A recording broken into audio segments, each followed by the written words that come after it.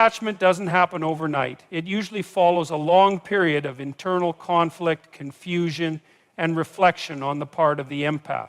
They begin to notice that their emotional responses are being weaponized, twisted, or ignored.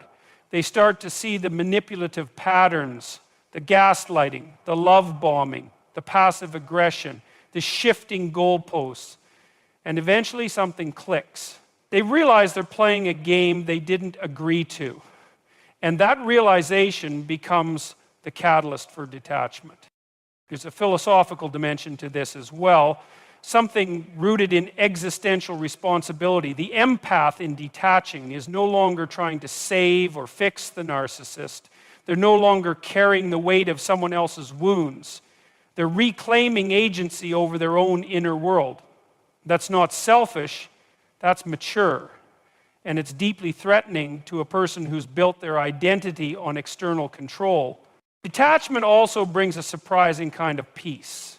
When you're no longer on the emotional roller coaster, you begin to think more clearly.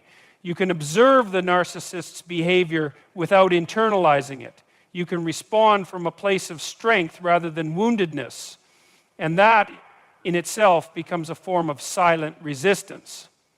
You are no longer the predictable source of supply they once relied on. And without that supply, they are left to confront the hollowness beneath the performance.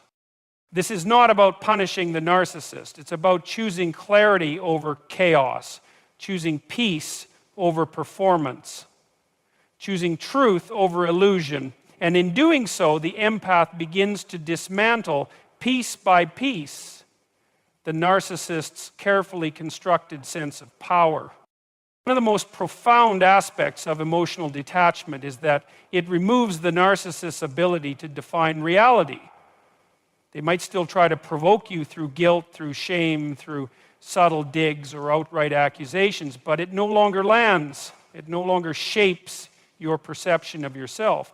And when they realize that, truly realize it, they start to unravel. Not because you hurt them, but because they can no longer use you.